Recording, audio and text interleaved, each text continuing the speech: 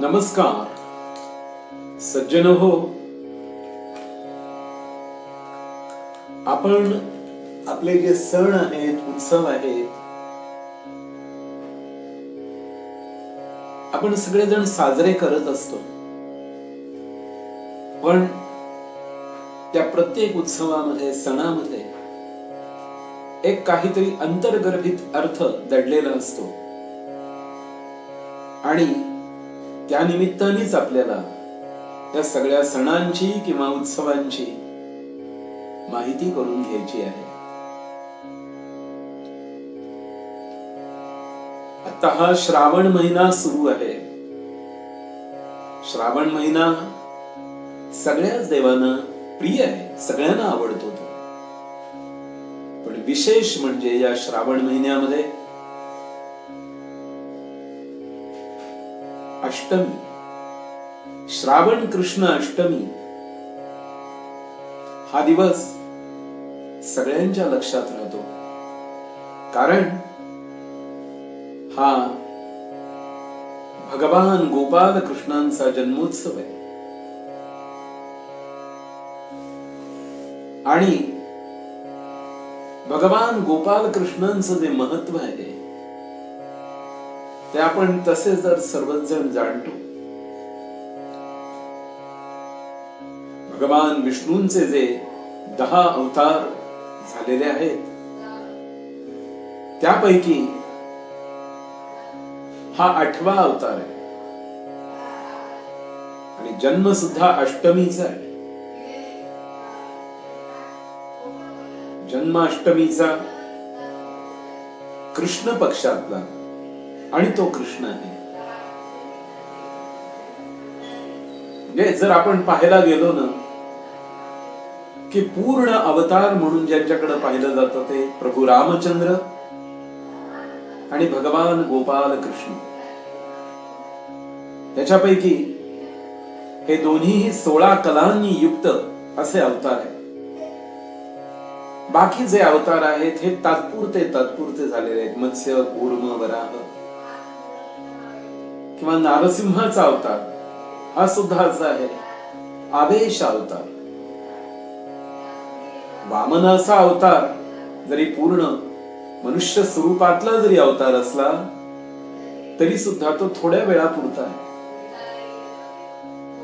परशुरामांचा अवतार एका तपस्वी ब्राह्मणाचा आणि क्षत्रियाचा असा अवतार आहे. इदम ब्राह्मम इदम क्षात्रम शापादपि शरादपि असं भगवान परशुरामांचं व्यक्तिमत्व. पण आपल्या सगळ्यांच्याच लक्षात राहतात असे हे 2च अवतार, प्रभू रामचंद्र आणि भगवान गोपाल कृष्ण.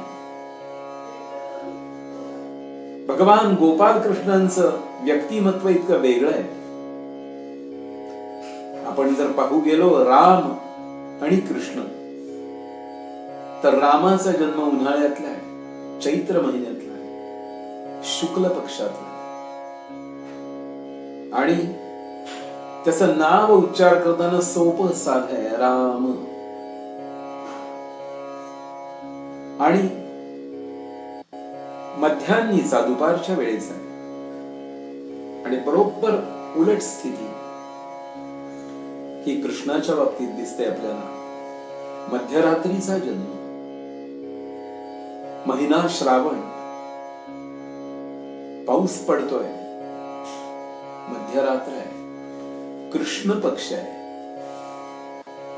आणि त्याचं नाव सुद्धा उच्चारताना तोंड वाकडं होतं. कृष्ण असं करावं लागतं. राम आणि कृष्ण असं उच्चार करताना सुद्धा वेगवेगळं दिसतं. राम एक बाणी, एक वचनी, एक पत्नी आहे. तर गोपाल कृष्णांचं चरित्र यापेक्षा वेगळं आहे. गोपाल कृष्ण हा मुत्सद्दी आहे. प्रभू रामचंद्र कधीच खोटं बोललेलं नाहीये. आणि भगवान गोपाल कृष्ण सत्यासाठी बोललेले आहेत. ते खोटं असेल पण ते सत्य सिद्ध होण्यासाठी खोटं म्हणून ते शेवटी खरंच ठरतं. असं भगवान गोपाल कृष्णांचं चरित्र आहे. इथे अनेक पत्नी आहेत, 16,108, आणि तिथे एक पत्नी जानकी आहे, सीता आहे. असं हे अद्भुत व्यक्तिमत्व, पण तुम्हा आम्हाला हे अत्यंत जवळच आहे. त्याचं मुख्य कारण आहे की अवतार परंपरेमधला हा आपल्याला सगळ्यात जवळचा अवतार आहे. आपण म्हणू शकता की त्यानंतर 9वा अवतार म्हणून बुद्ध अवतार किंवा बौद्ध अवतार असं म्हटलं जातं. याच्याही मध्ये थोडे मतभेद आहेत. ते म्हणजे गौतम बुद्ध की विठ्ठल परमात्मा, पंढरपूरचा विठ्ठल परमात्मा, ज्याला बौद्ध असा अवतार म्हटलं जातं. पण ते काही असो, भगवान गोपाल कृष्णांचा जो अवतार आहे, त्यांचं जे व्यक्तिमत्व आहे ते अनेक रंगी आहे आणि चमत्कारांनी परिपूर्ण आहे. भगवान गोपाल कृष्णांनी अत्यंत लहानपणापासून, म्हणजे वयाच्या 5व्या 6व्या दिवसापासून चमत्कार दाखवायला सुरुवात केली. आणि जी भगवद्गीता पुढे सांगितली, त्या भगवद्गीतेमध्ये उच्चारलेला जो श्लोक आहे, परित्राणाय साधूनां विनाशाय च दुष्कृतां धर्म संस्थापनार्थाय संभवामि युगे युगे, हे वचन खरं करून दाखवलंय, खऱ्या अर्थाने खरं करून दाखवलंय. प्रभू रामचंद्र सगळ्यांशी सरळ वागले, कुणाशीच वाकडेपणा नाहीये. शत्रूशी सुद्धा सरळ वागले. म्हणजे तो रावण बेशुद्ध झाला तर त्याला सांगितलं, जा, आज मी तुझ्यावर वार करत नाही, पुन्हा सावध हो, पुन्हा शस्त्रास्त्र घेऊन ये, रथ घेऊन ये आणि मग मी तुझ्याशी लढे. पण भगवान गोपाल कृष्णांचं चरित्र असं आहे की ते जशास तसे. म्हणून अर्जुनाला युद्धामध्ये सांगताना भगवान गोपाल कृष्ण सांगतात की कर्णाला आत्ता तू मार, आत्ता विचार करू नकोस. अर्जुन म्हणला की त्याचा एक हात रथाच्या चाकाखाली आहे, त्याचा सारथी निघून गेलेला आहे, मग मी कसा मारू. त्यावेळी भगवान गोपाल कृष्णांनी एकच सांगितलंय, पार्था, लक्षात ठेव, तुझ्या अभिमन्यूला या सगळ्यांनी मिळून ज्यावेळी मारलं त्यावेळी यांचा धर्म कुठे गेला होता. द्रौपदीला एकवस्त्रा अशी भर सभेत आणून तिची विटंबना करायचा प्रयत्न केला, त्यावेळी यांचा धर्म कुठे होता. तुम्हाला लाक्षागृहात जाळायचा प्रयत्न केला, त्यावेळी यांचा धर्म कुठे होता. पार्था, हा विचार करू नकोस. म्हणून गोपाल कृष्णांचे चरित्र ज्यावेळी आपण पाहतो त्यावेळी कलियुगात कसं वागावं हे शिकवणारा कृष्णम वंदे जगद्गुरु, तो जगद्गुरु आहे आणि तो आम्हाला शिकवतो की या कलियुगामध्ये तुम्ही कसं वागावं. प्रभू रामचंद्रांच्या वेळचं त्रेतायुग होत, पण भगवान गोपाल कृष्णांचा जो जन्म आहे तो संधी मधला आहे, द्वापर युग आणि कलियुग.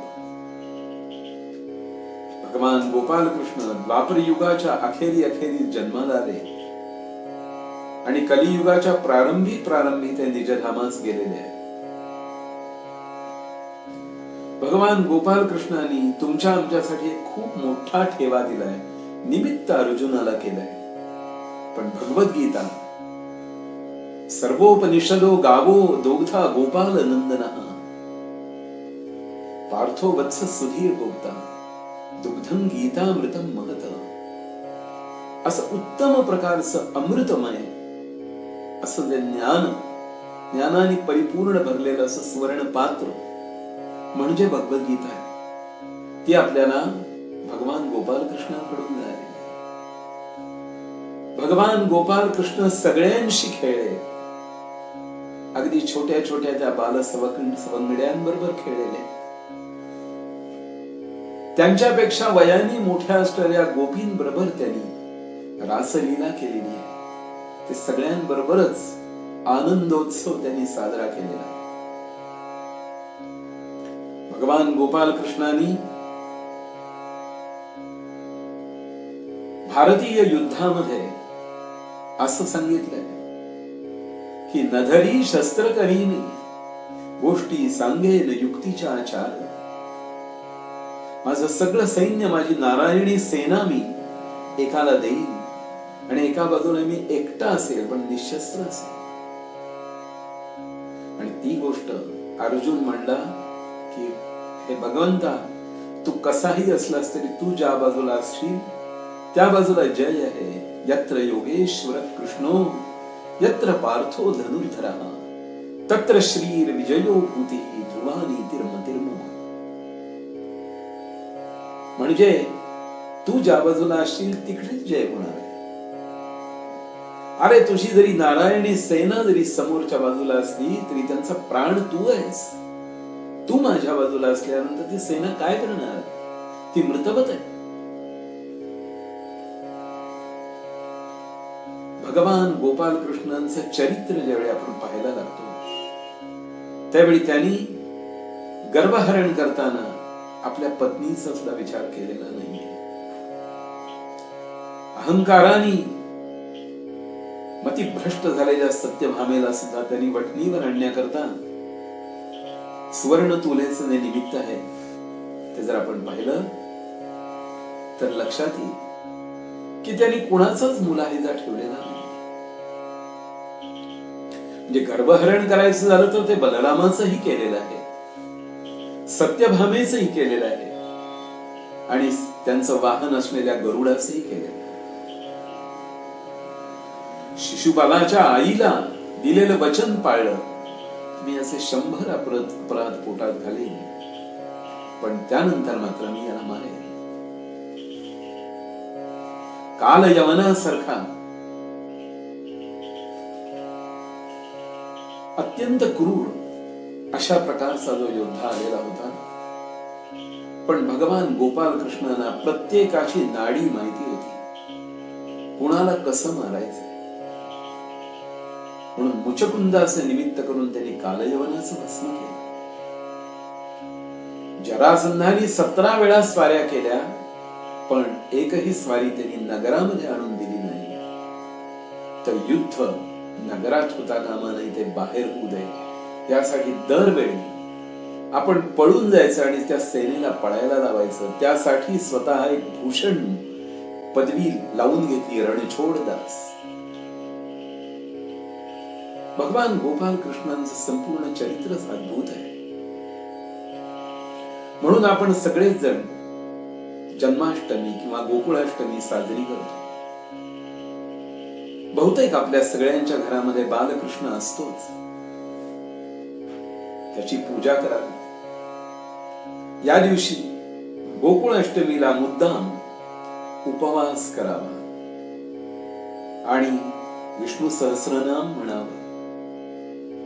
नमो भगवते वासुदेवाय या महामंत्राचा जप करावा. कीर्तन, भजन, संकीर्तन इत्यादी गोष्टी त्या भगवंत गोपाल कृष्णाच्या प्रीत्यर्थ अवश्य कराव्या.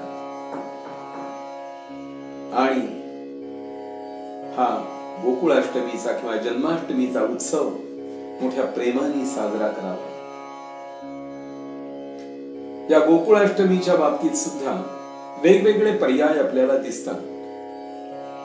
गुजराती बांधव जे आहेत ते सूर्योदयाला अष्टमी असेल ती अष्टमी घेतात.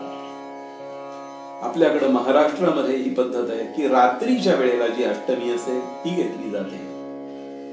आणि इकडे दक्षिण भारतामध्ये वगैरे रोहिणी नक्षत्र ज्यावेळी असेल त्यावेळी कृष्ण जन्म साजरा केला जातो. कारण भगवान गोपाल कृष्णांचं जन्म नक्षत्र हे रोहिणी आहे. भगवान गोपाल कृष्ण हे चंद्रवंशातले, भगवान श्रीराम हे सूर्यवंशातले, पण दोघांनीही एकच कार्य केलं आहे आणि ते म्हणजे परित्राणाय साधूनां, या भूतलावरच्या सगळ्या सज्जनांचं संरक्षण केलंय आणि मग विनाशायच दुष्कृतां, धर्माची घडी ज्यावेळी विस्कटित होते त्यावेळेला ती घडी पुन्हा बसवण्यासाठी त्याला यावं लागतं. आणि सध्या तीच गोष्ट झालीये असं म्हणायला हरकत नाही. धर्माची घडीच विस्कटून गेलेली आहे आणि ती पुन्हा जमवण्यासाठी भगवान श्रीराम, भगवान गोपाल कृष्ण यांचं भजन, पूजन, अर्चन याच गोष्टी करणं आवश्यक आहे आणि त्यांनी सांगितल्याप्रमाणे आचरण करणं आवश्यक आहे. हा उत्सव मोठ्या आनंदाने आणि भव्य प्रमाणात साजरा करावा. सद्यस्थितीत असं झालेलं आहे की उत्सवांचं स्वरूप जे आहे ते बिघडत गेले. मोठा लाऊड स्पीकर लावला म्हणजे उत्सव मोठा केला, किंवा नाचलं म्हणजे उत्सव मोठा केला, अशी काहीतरी विकृत कल्पना सध्या रूढ झालेली आहे. म्हणजे गोकुळाष्टमीच्या दुसऱ्या दिवशी दहीहंडी केली जाते, गोविंदा म्हणतात. आतापर्यंत दहीहंडीत फक्त मुलंच ते मनोरे करून दहीहंडी फोडायचे, पण लोकांचं आकर्षण वाढावं आणि विकृतता यावी म्हणून मुलींना घेऊन ही गोष्ट सुरू झाली. जे चांगलं आहे ते चांगलं आहे, पण जे विकृत आहे ते विकृतच आहे. आणि याही पेक्षा हे उत्सव, त्याच्या वर्गण्या, त्याच्या खंडण्या, या गोष्टी ज्या सुरू झाल्या त्या उत्सवाचं स्वरूप विकृत होत गेलं. जी गोष्ट गणपतीच्या बाबतीत आपल्याला पाहायला मिळते तीच या कृष्ण जन्माच्या वेळी पाहायला मिळते. म्हणून आपण सर्व सज्जनांनी उपवास करावा, भगवान गोपाल कृष्णांचं नामसंकीर्तन करावं, त्यांना ज्यांना शक्य असेल त्यांनी तुळशी अर्पण कराव्यात.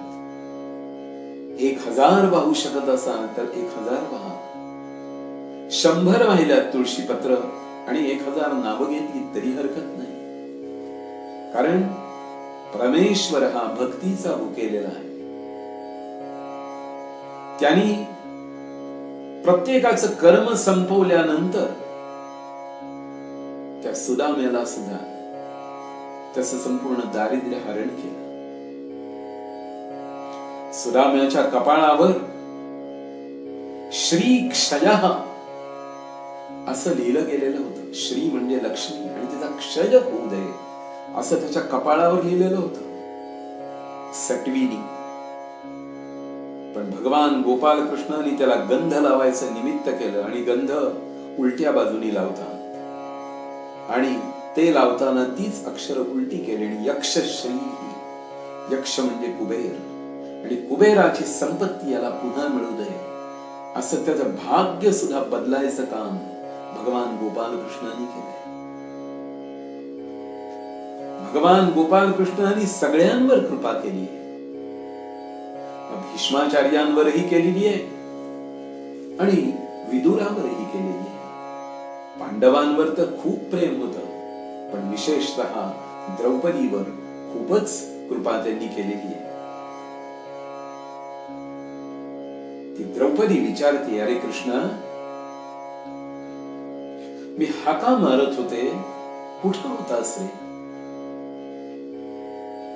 त्यावेळी भगवान गोपाल कृष्ण म्हणले, द्रौपदी, मी तिथेच होतो, पण पहिल्यांदा तू भीष्माचार्यांकडे पाहिलंस, हे काहीतरी करतील.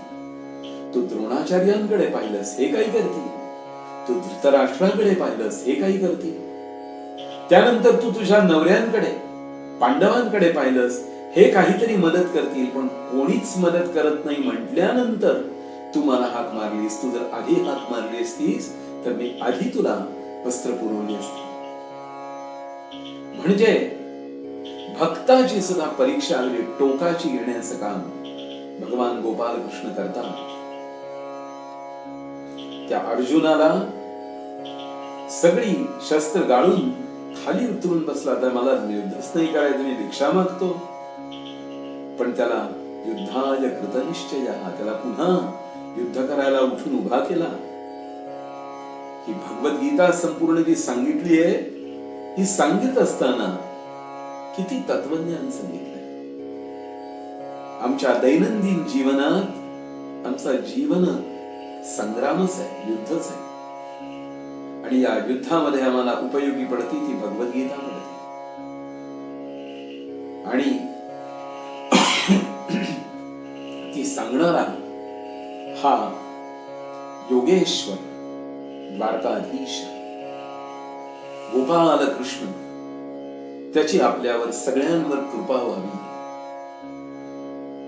याच दृष्टीने आपण सगळेजण त्याचं चरित्र पुन्हा पुन्हा पाहावं, पुन्हा पुन्हा अनुभवावं आणि भगवान गोपाल कृष्णाला आपल्या हृदयामध्ये साठवून ठेवावं.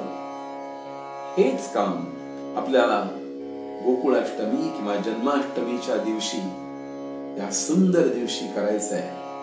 वस्तुतः त्याचा जन्म रात्रीचा आहे, त्यामुळे रात्रीपर्यंत जागून नामस्मरण करून त्याचा जन्मोत्सव आपण साजरा केला पाहिजे. पुन्हा एकदा सगळ्यांना वंदन करतो आणि थांबतो. गोपाल कृष्ण भगवान की जय.